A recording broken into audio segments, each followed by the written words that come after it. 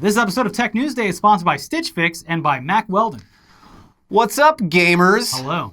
So earlier this month, you were probably really stoked about Nintendo's big announcement of the long-rumored Switch Pro, the beefed-up 4K version of the most popular console on the market. Popular portable console. I don't know. I guess maybe it is one of the most, yeah. So you were stoked about that. Here it comes, baby. The haters. It's the 4K Switch, except, you probably then were pretty disappointed when you saw that Nintendo actually only announced a new Switch with a slightly better OLED screen and no other changes. Oh, that OLED though, I gotta have it. It's OLED. The blacks are very dark. Well, here's some potentially good news for you to make up for all that. Valve just made the huge announcement this week that they're going to be selling a handheld of their own with a similar form factor to the Nintendo Switch, but with access to your entire Steam library of games. It's called the Steam Deck, and it has generated some strong opinions. Most of them very positive. Yeah, this thing looks cool. And look, anyone who's been gaming on a PC for any number of years has a very packed Steam library. Yeah. And a lot of games that you probably haven't played that you just bought during Steam sales. I have a lot of games that I would probably only ever play for the rest of my life on an airplane or in a waiting room. So the reason that this is cool is that it's portable Steam, and chances are you've already got an extensive library. Yeah. So that's great. Now, first off, Valve isn't the first company to try something like this. Way back in 2013, Razer had the Razer Edge, which was a powerful Windows tablet PC with controllers attached to the sides. Now, it was well received at the time, but it cost $1,300, and it didn't really have the performance to back up that price point. And it was also big enough that calling it a portable was a bit of a stretch. Yeah, it's not going in anyone's pockets, not even Jenko's. Yeah, I know. Technology has obviously come a long way in the last 8 years, though, and the Steam Deck has some really impressive specs at a very reasonable price point. Compared to desktop PC gaming, there's, of course, all of the typical limitations that you'd find in gaming laptops, for instance. But this is literally a portable all-in-one gaming PC that's only slightly larger than Nintendo Switch, which is nuts. Yeah, so in terms of specs, you got a 7-inch, 60 hertz, 1280 by 800 LCD screen. The processor is a 4-core, 8-thread APU, which is basically AMD's name for their CPU-GPU hybrids. And for RAM, there's 16 gigabytes of LPDDR5 RAM. It runs off SteamOS, which is Valve's custom Linux operating system that they originally developed for those third-party Steam machines that didn't really catch on a few years back. As you'll recall, the idea was for hardware makers to sell dedicated gaming PCs with a size, a price, and a level of performance to match the Xbox and the PlayStation. It was a decent idea, but it turned out that the market for that kind of crossover product was not as big as Valve had hoped. So SteamOS, it was also very limited in capability, but it sounds like this new SteamOS is a lot more capable. It's basically a whole new thing. But also, it's on a portable gaming device, so it doesn't even need to be anything above and beyond what you would expect out of a gaming device. It doesn't need to be, but it is. Yeah, and which is cool. Yeah. I'm just saying, when you're like building, a bunch of brands doing PCs specifically for gaming like that, it's like, all right, that's nice, but how about doing a bunch of other stuff that a normal PC does? And they also ran into the issue of, you could just build a regular PC that specs out to an Xbox One for relatively cheap anyway. Yeah. Anyways, the new SteamOS is built on Proton, which lets Windows applications run on Linux-based operating systems and can function as a fully capable PC when plugged into a monitor, keyboard, and mouse. But also, and this is huge, Valve is perfectly okay with people wiping SteamOS from their devices and just installing Windows. Now, in either case, what that means is you'll be able to install other game stores like Origin, Uplay, the Epic Game Store, and Xbox Game Pass. So this is a Valve device designed for using Valve's library, but you're not under any obligation to use it that way. Yeah, that's pretty insane. It's kind of unheard of for what is essentially still a console, and it's very refreshing. It's much like with cross-platform play. I never thought I'd see it in my lifetime, but yeah, Valve, they probably very wisely realized, they're like, people are going to be turned off by the fact that the hardware might be great, but you're stuck with the Steam library. You can't play Fortnite on it. So they're like, whatever, you want to do that, whatever. Yeah. It's your machine. You bought it. Valve designer Lawrence Yang told IGN, IGN got all the exclusives on this. He told them, We don't think people should be locked into a certain direction or a certain set of software that they can install. If you buy a Steam Deck, it's a PC. You can install whatever you want on it. You can attach any peripherals you want to it. Maybe a better way to think about it is that it's a small PC with a controller attached as opposed to a gaming console. And as for attaching peripherals and whatnot, there will be an official dock sold separately with ports for displays, Ethernet, USB, and power. But also any third-party powered USB-C port will also work. Cool. Which is great. Another is just like, yeah, whatever, if you got it already. Sure, plug it in. Ours is great, but if you got one already, sure, I don't give a shit. Yeah. But back to the actual hardware. Again, it looks very similar to the Switch. On the front, you've got 2 joysticks, a D-pad, 4 buttons. But there's also 2 trackpads on the front for doing mouse stuff, similar to the Steam controller. And then there's 2 triggers on each side, and on the back, there's 2 more Pro-style grip buttons on each side. That's 16 buttons, which is more than enough for most games. And we're not sure if the thumbsticks will be able to click or if you'll be able to use the trackpads as buttons, but that would be 4 more buttons. So a lot.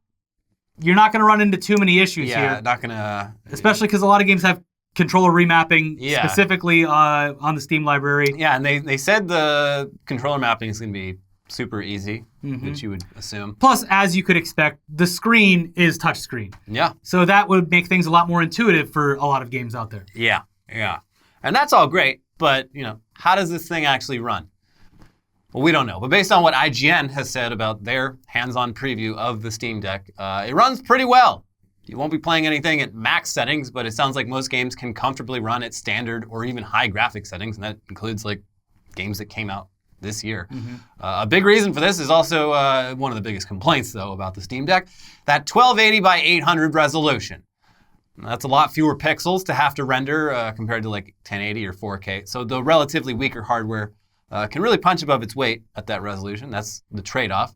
But still, a screen resolution that's only slightly better than the Nintendo Switch is going to be a deal breaker for some people.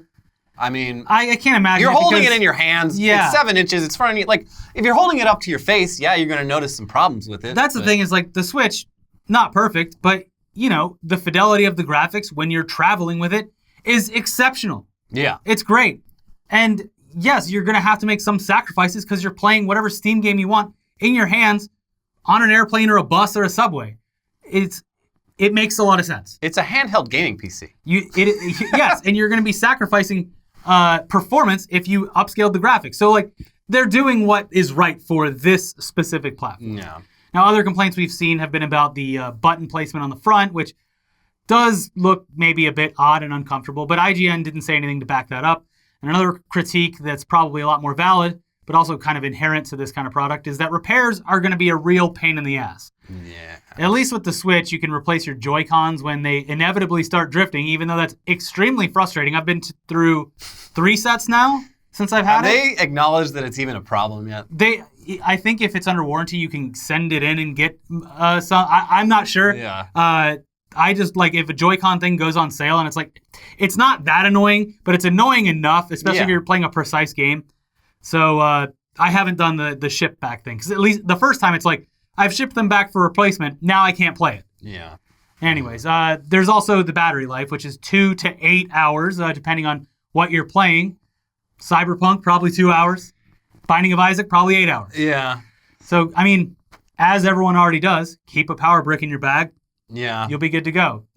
And people are, of course, complaining about the price. It's $399, which is honestly incredible for something like this, but that only gets you 64 gigabytes of onboard storage. For $539, you get 256 gigabytes, and for $649, you get 512 gigabytes. But it's important to note that all models have a micro SD slot for installing games. Yeah, it's and they're dirt cheap. Infinitely expandable. And the onboard storage is really good storage. I don't know enough about this specific type of solid state They storage, work fine. but They work fine. It's very fast.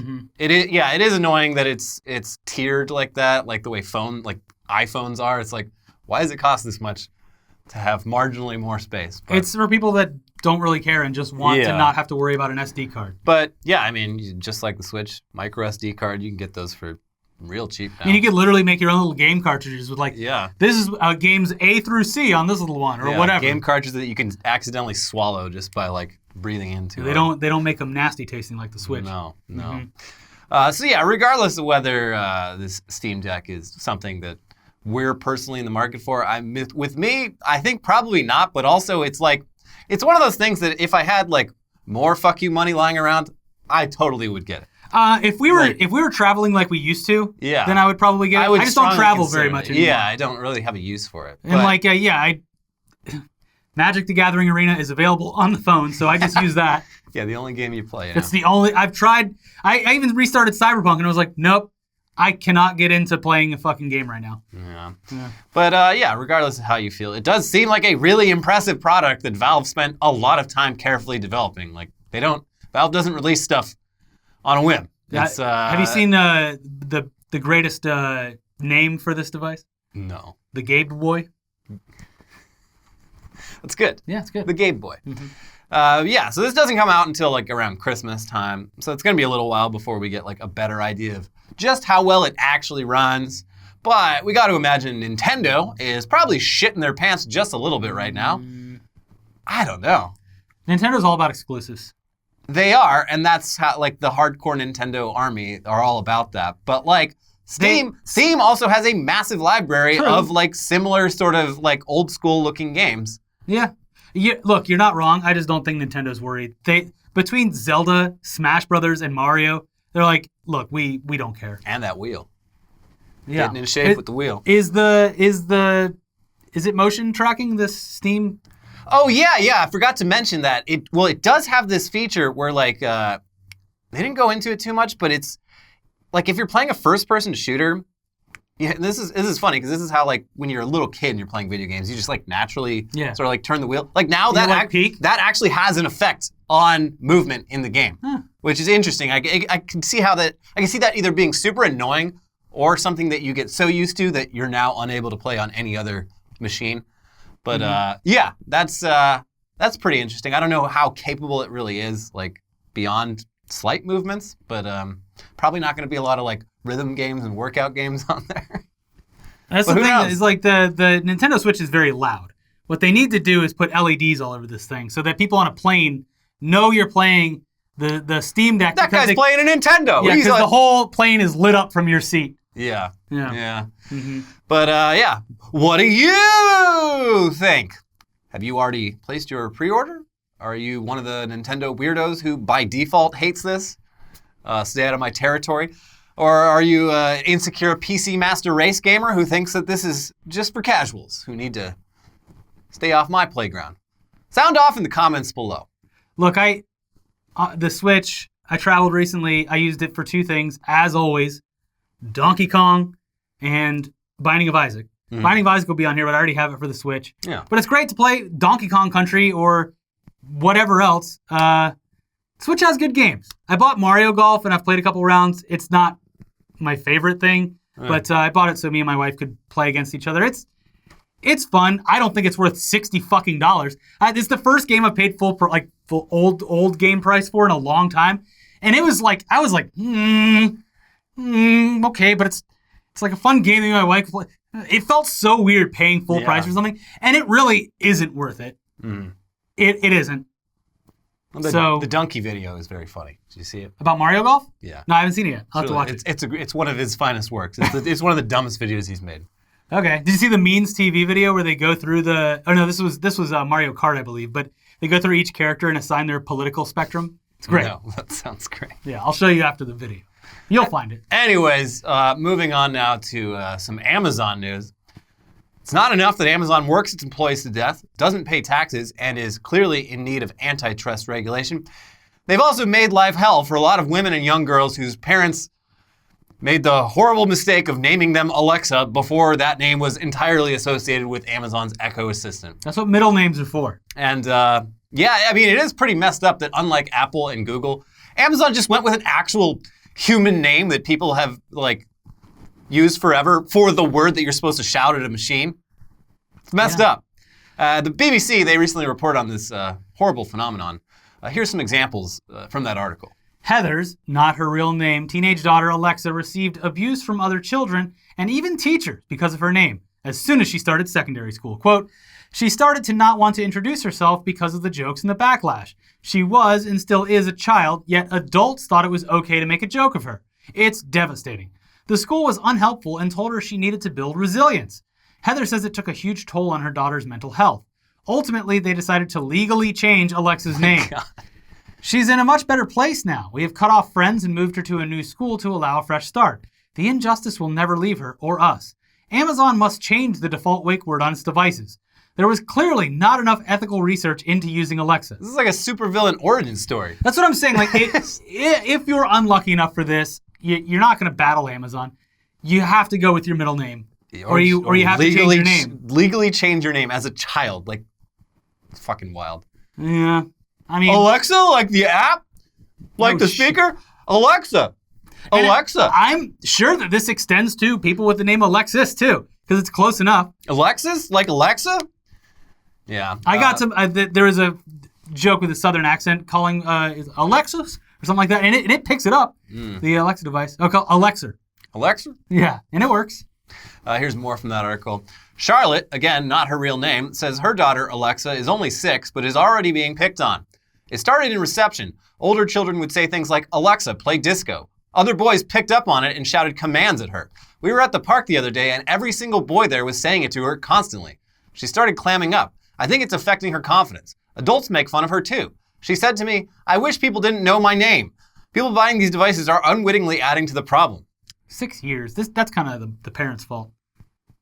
How is it the parents' fault? Oh, well. 6 years? Well, so this is in the UK, and the Alexa devices didn't launch there until like 2016. So right on the cusp.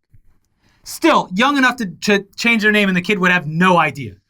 No idea. Yeah. Like, no, your name's just they probably regret Michelle it now. or whatever. Like, look, that's what your name is. You're too young to even get it. Sorry. Me and your father fucked up. I think they were probably optimistic. They're like, no, this wasn't going to ruin our child's life. It's just some shit that Amazon sells. It's a speaker that reads you recipes. And boy, were they shocked. Yeah. Anyways, Lauren Johnson from Massachusetts, USA, has started a campaign called Alexa is a Human. She said, my daughter Alexa is 9 now. The whole thing is a step beyond normal teasing and bullying. It's identity erasure. The word Alexa has become synonymous with servant or slave. It gives people a license to treat people with the name Alexa in a subservient manner. Lauren added that for older children, a lot of the Alexa jokes can be sexual in nature. Oh, Yep. You already, in your head, you're saying exactly what kids on the playground are saying. Oh, yeah. Fuck. Mm-hmm. Yeah, that's rough. Yes. The people who were, the ones who were like 13, how would they have known? How would they have known what their life would turn out thanks to Jeff Bezos? Look, I don't know, I don't speak for everyone, but I hated my name when I was a kid. Why? I would get teased for it because I didn't have a normal name in my school. Because you were going by Richard? No. How is Ricky not a normal name? I don't know. And I remember being a kid and being like, can I just have a normal name like Chris or Steven or something like that? My name is Elliot. What the fuck are you talking about? Yeah, you were the kid from E.T. Yeah, I didn't like it. People would go up to me all the time, Elliot. It was very annoying, and adults too. So I did experience a taste of this as a kid, and I fucking hated it. The funniest thing was that I obviously had no frame of reference for the joke, but I did have teachers that would, when I was in elementary school, I specifically remember my 5th grade teacher going, Ricky, don't use that number. And I'm like, what the fuck are you talking about? Like, I don't know what that is. Yeah. Man, names suck. Yeah. Here's one more example from that article.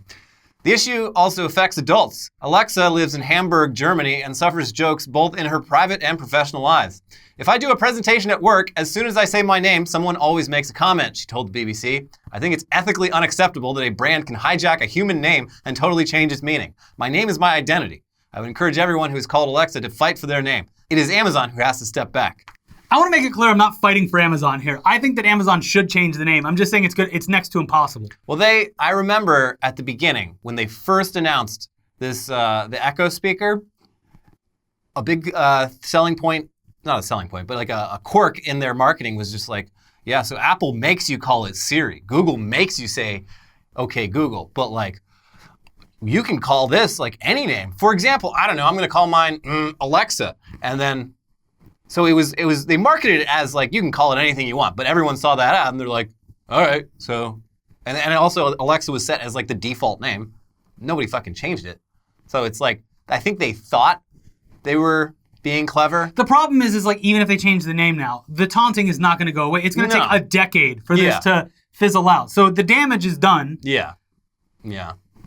Go by your middle name. Or it's a nice chance to reinvent your life. Start new.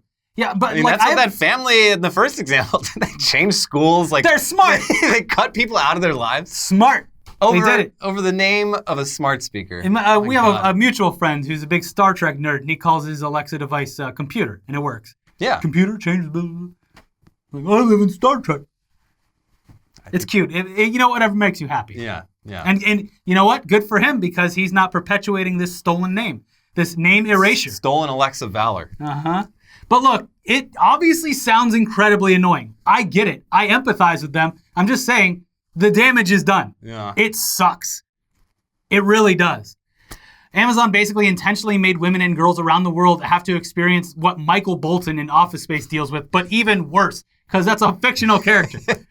The BBC notes that in 2016, when Alexa devices were introduced in the UK, the name Alexa was the 167th most popular baby name. And just 3 years later, it dropped all the way down to 920th most popular by a bunch of sickos who are still using it. Jeff Bezos not only killed Sears and Barnes & Noble and Toys R Us, he also killed the name Alexa. And that's messed up. If every Alexa on Earth put their energy together in a couple days... Imagine just a big crowd of Alexas marching up to Washington. Mental energy at the rocket. Yeah. Oh, yeah. The secret. Put it up on your vision board. A rocket just covered in flames with Jeff Bezos sticking his head out. In a video game. Yeah. Speaking of Jeff Bezos, the CEO, entrepreneur, born in 1964, he's got that big rocket launch coming up next week where he will be the second billionaire in space. Yes, Richard Branson beat him to it. We talked about this. But technically, the Virgin Galactic flight, it didn't cross the Kármán line, which is... so he didn't technically enter what astronomers consider space. Oh, so, Virgin did not go to space. They did not go to space. So Bezos can still declare victory once it's over, assuming he makes it back in one piece. It'd be a real shame if he didn't. Alexa? There's, of course, that change.org petition to not allow Jeff Bezos to return to Earth, but those petitions, they don't do anything. Here's a better idea. This Facebook group here, titled, Shoot Your Leftover Fireworks at Jeff Bezos' Rocket so it can't return to Earth. Sadly, that appears to just be a meme that someone made. But it's a good meme. Yeah. Bezos is definitely going to space and almost certainly going to be making it back in one piece. And it turns out whoever the mysterious, anonymous rich guy who dropped $28 million on last month's auction to fly to space with Bezos, oops, I should have checked my schedule. I can't make it. Yeah. Got a scheduling conflict. I guess some things are more important than, I don't know, going to space with the richest man on Earth. Oh, fuck, my space flight. I got my son's baseball game. I mean, it's probably some creepy rich guy shit. It's like, I'm going to Bohemian Grove and sacrificing a young boy that day. So I can't make it. Yeah. Can't miss it. Imagine being so rich, that you not only spend $28 million to be a part of a historic space launch, but you also can't find the time to actually do it for an event that clearly was scheduled well in advance of the auction. Yeah, I mean, not super far in advance, but like... No, it was scheduled specifically to coincide with the Apollo missions. Oh, yeah. So it's like this was going to happen. Well, whoops. But yeah, he'll be on. He's just got bumped back. I'll get one of the next ones. I'll get one of the next ones. But speaking of people who should be taxed more, they've already found a replacement for the auction winner, Oliver Damon, who at 18 years old will be the youngest person to ever visit space. Now, Oliver Damon's... This guy's actually a paying customer. He got bumped into the Mystery Man slot. So you may be wondering how a Dutch teenager can afford to go to space. And the answer obviously is that his dad is obscenely rich and bought it for him.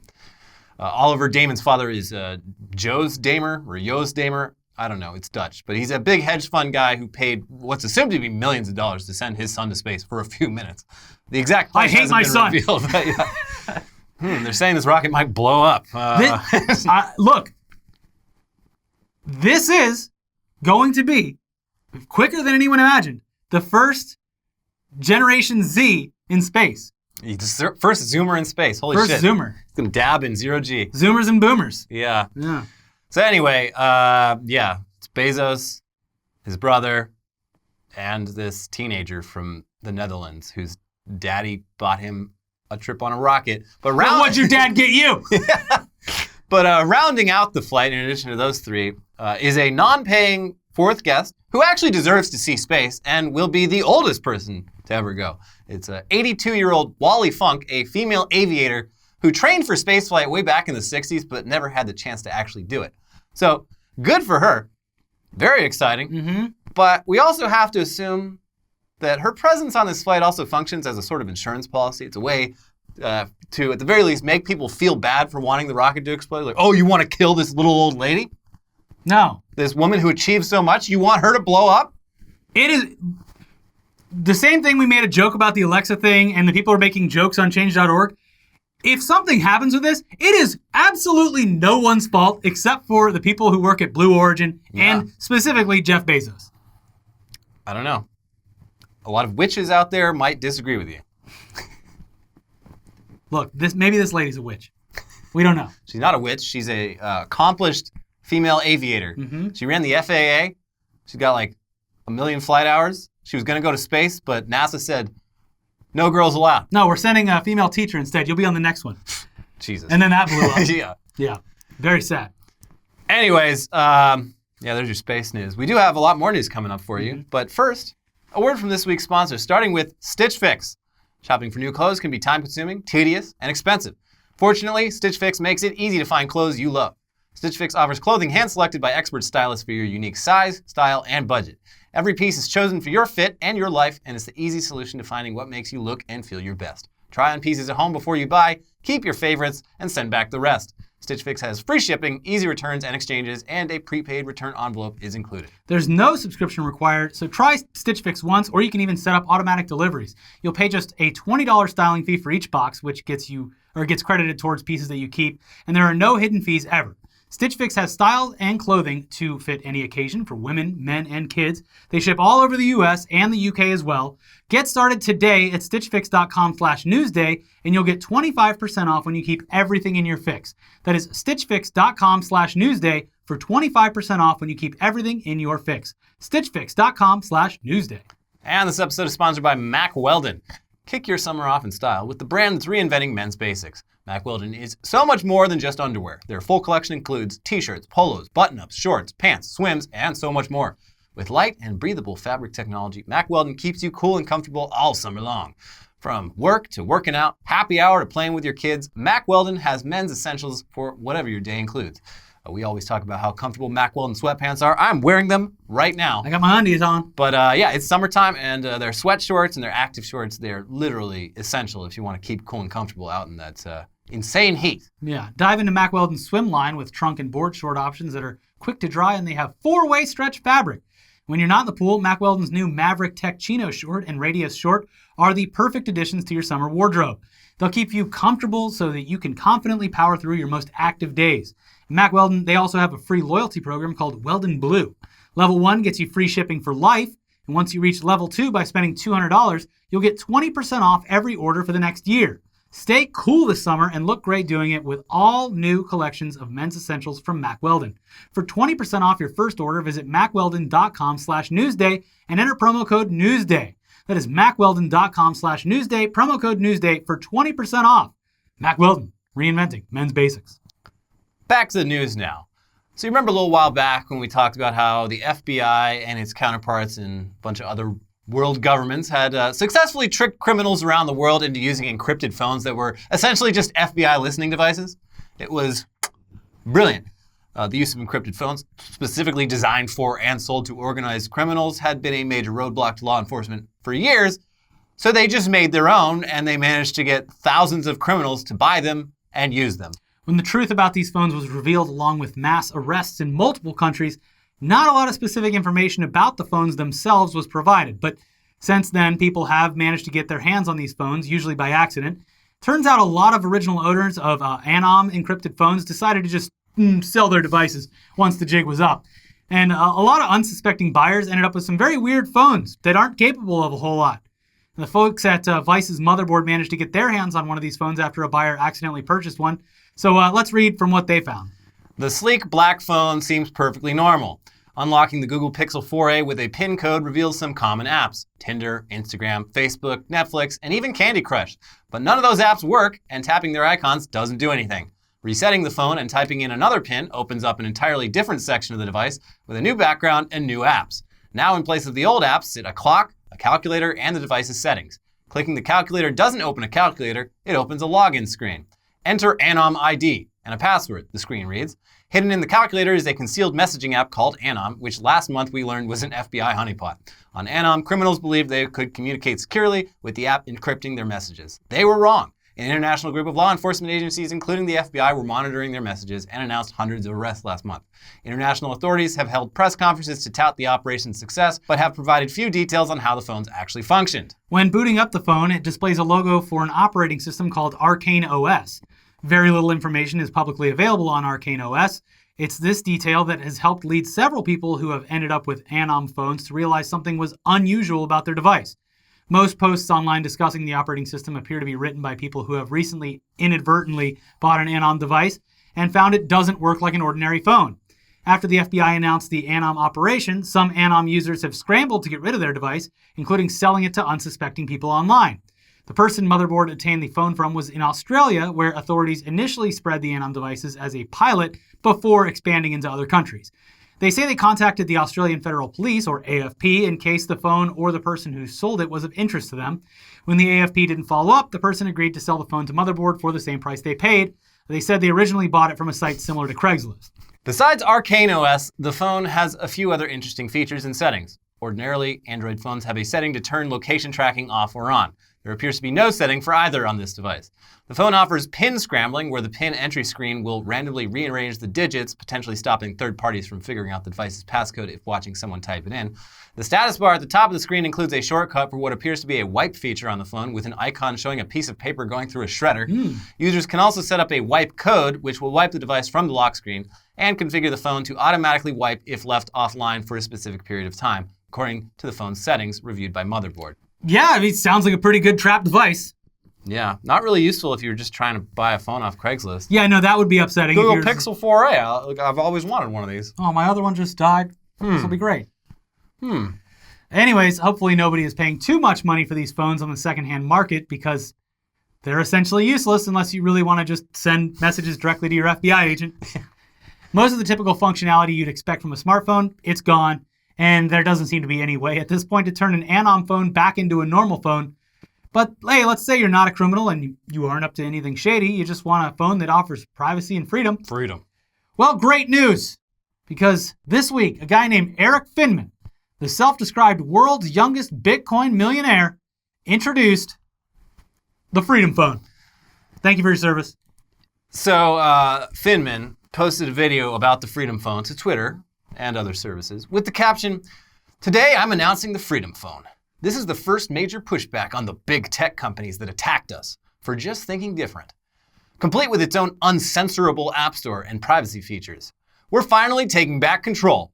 And yeah, you might be picking up on some hints of some MAGA nonsense from that, but you know, whatever. But yeah, you watch the video that's attached to that tweet, and it basically confirms that. There's lots of emphasis on big tech censorship and how the Freedom Phone has apps that Apple and Google won't let you download.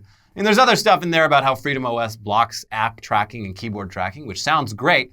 But this is clearly being marketed as the MAGA phone. Which is a great name that they should use. They should have used that. And it's got like all the endorsements from people like Candace Owens, Roger Stone, and Dinesh D'Souza to prove that it is literally the MAGA phone. Something tells me that they're probably just getting paid to say that. Oh, they definitely are. And they've even got not going to. They've all got promo codes for when you sign up for your Freedom Phone. Yeah. But hey, before we go calling this all a huge grift, let's at least go to freedomphone.com for more details on this device. Surprisingly, it doesn't redirect to frank speech. Just because it's being marketed to a right-wing audience, hey, that doesn't mean it's not a good device for privacy and freedom from a mainstream app ecosystem, right? Well, looking at this website, there really isn't a whole lot of information. I mean, next to each big selling point where you'd usually see a button to find more information, there's just a buy it now button. Trust us. Yeah.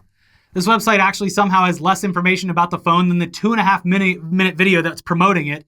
They don't go into specifics about anything, not even basic specs. So you're going in blind in a lot of ways here. Yeah. You can pre-order the Freedom Phone, though, for $500. More than a Valve Steam Deck. More than a lot of last year's smartphones. Yeah. But yeah, I mean, roll the dice. You don't even know how much onboard storage is here. Yeah, they don't even say that. No information. 16 gigs, 128, 512? Could What be is anything. it? I don't know. You're getting the Freedom Phone and you're going to like it whatever you get. Where's it manufactured? I'll never tell. Yeah. So yeah, this does very much seem to be the right-wing grift that we assumed. Here's the Daily Dot. Matthew Hickey, co-founder of the cybersecurity firm Hacker House, told the Daily Dot that the Freedom Phone appears to be nothing more than a rebranded UmiDigi A9 Pro, a Chinese smartphone that costs as little as $119 on AliExpress. Yes, that's what I meant when I said, where is this manufactured? Quote, this device is a drop-shipped, customizable Android-based phone, Hickey said. They can be bought and shipped in bulk from Asia with custom logos and branding so as to give the appearance of a phone that has been designed for a unique purpose. Hickey added that the phone is notorious for its poor security due largely to its use of processors from MediaTek, a Taiwanese company that provides chips for smartphones. Quote, I have never encountered a secure MediaTek device in my entire life, Hickey said. Using MediaTek for anything and expecting privacy or security is fundamentally flawed. Hickey even stated that MediaTek's processors are widely used in smartphones throughout North Korea due to their highly customizable nature and low security barrier, which allows the regime to easily implement surveillance backdoors. Yeah, that's when I was talking to you about this on Discord, I was like, this is a honeypot. You're like, no, it's a grift. And I'm like, why can't it be both? But at its base level, if you're not worried about any of that, it's a Soldier Boy phone. Yeah. I still think it's more of a grift because it's like the person who's going to buy the Freedom Phone based off of how it's been marketed knows absolutely nothing about technology. You give them the Freedom Phone, you tell them it's encrypted and they can't get censored or banned there, and they're like, awesome. But I have so much power now. Throw the ball back to me, honeypot. You tell them that, and they're going to say shit that they wouldn't normally say on a phone messaging device, email, whatever. If it's not a honeypot, I'm sure the FBI is kicking themselves for not thinking of this sooner. Or seeing an opportunity as it's being marketed. Yeah. I think you understand that we're saying don't buy this phone. I mean, you wouldn't do that. No. Your dad, your mom, maybe. Yeah, well, knowing uncle. how things go on YouTube, they're probably running an ad for it before this video. I hope they are. The Donald Trump video the other day is just like, we need the money to fight back on our video. Like, dude, these boomers are giving Donald Trump money, and he's giving it to us to market his brand to people that don't give a shit about him. Thank you for letting us in on the grift.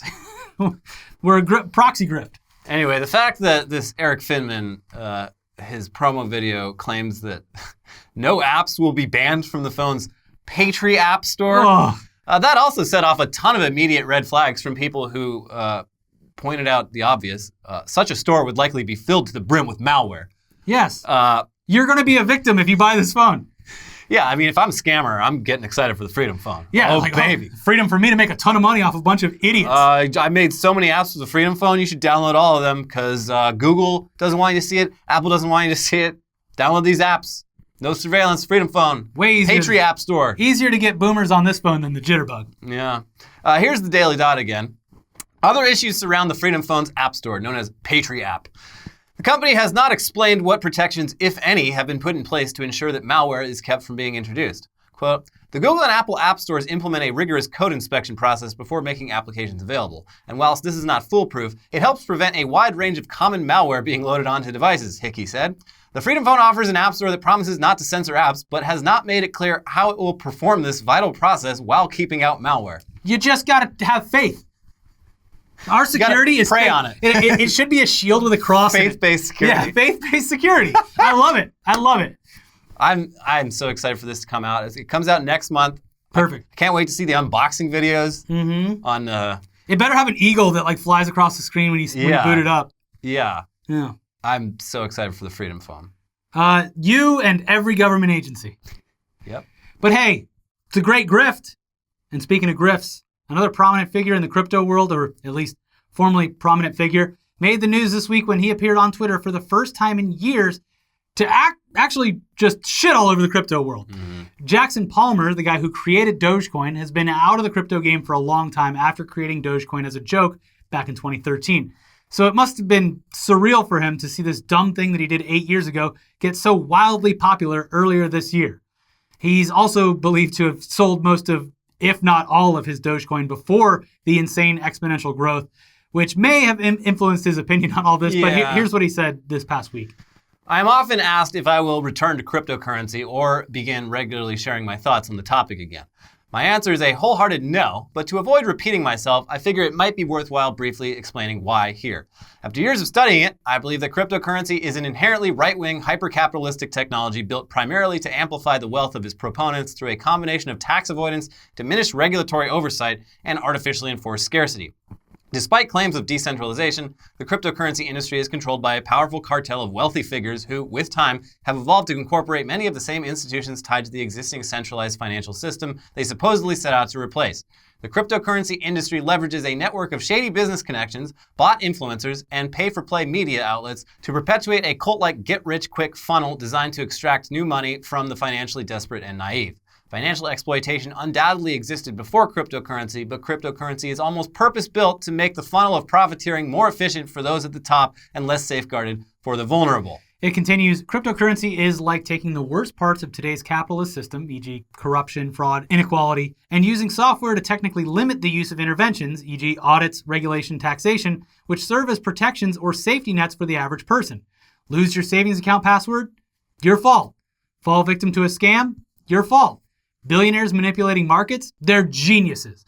This is the type of dangerous free-for-all capitalism cryptocurrency was unfortunately architected to facilitate since its inception. But these days, even the most modest critique of cryptocurrency will draw smears from the powerful figures in control of the industry and the ire of retail investors who they've sold the false promise of one day being a fellow billionaire. Good faith debate is near impossible. For these reasons, I simply no longer go out of my way to engage in public discussion regarding cryptocurrency. It doesn't align with my politics or belief system, and I don't have the energy to try and discuss that with those unwilling to engage in a grounded conversation. I applaud those with the energy to continue asking the hard questions and applying the lens of rigorous skepticism all technology should be subject to. New technology can make the world a better place, but not when decoupled from its inherent politics or societal consequences. Damn. Yeah, he's probably been getting hit up a lot over the last year. Hey, you rich? Hey, that thing you made. Elon Musk's tweeting about it all the time. It was on SNL. What do you think about it? So, yeah. Never asked me about this again, but here's my final word on it. And I'm sure that there's a bunch of it would be completely unnatural for him to not be upset about the skyrocketing value.